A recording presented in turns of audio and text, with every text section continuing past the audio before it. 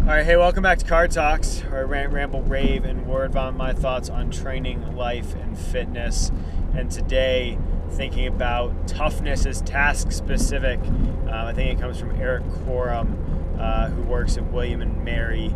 There's an interesting podcast episode, Just Fly Sports, and they kind of talked about this whole concept, especially football coaches tend to do this. And like I said, my whole ranting process right now is because dealing with football coaches close to football season. And just to sit there and think about toughness is task specific. I want you to think about that, because if we sit there and run people into the ground, oh yeah, mental toughness, and somebody gave the example once of trying to basically put people through boot camp. Well, boot camp's a weed out process. Buds for the Navy SEALs is a weed out process. And if you're trying to build your players up and not weed them out, then you don't want to do these mental toughness drills, these fourth quarter challenges, these, I don't even know what you want to call them. But we have to sit there and think about, and in that podcast episode that really kind of gets me thinking at least, they mentioned, the two coaches that are talking or mentioned the fact that it's like the Patriots or something like that.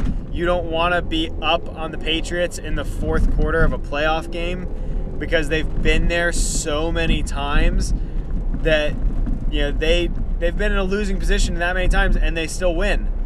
Why? Because they've been there that many times. Or something, I can't remember the exact thing, and I'll probably forget to link the quote or like the episode to that podcast, but being able to sit there and look at, toughness is task specific. You have to have been in a situation or created scenarios in practice to familiarize the situation with your players or with a person. This goes for lifting sports too. Like, put yourself in a position, or at least try to create the mental headspace of, okay, you're a weightlifter. Oh, your first two snatches you missed. You got to make the next one to stay in, and it's a heavy lift to stay in. Being able to mentally prepare for that. Put your mind in those scenarios. We used to do something when I wrestled. We called them situations, and coach would say, 30 seconds left in the match, down by 1.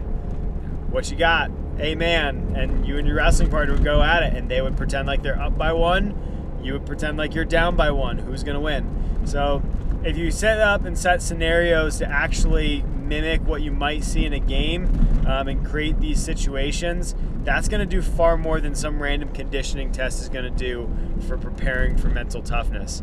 So yeah, just some thoughts on it, because like I said, I'm just kind of ranting at this point because it kind of grinds my gears a little bit.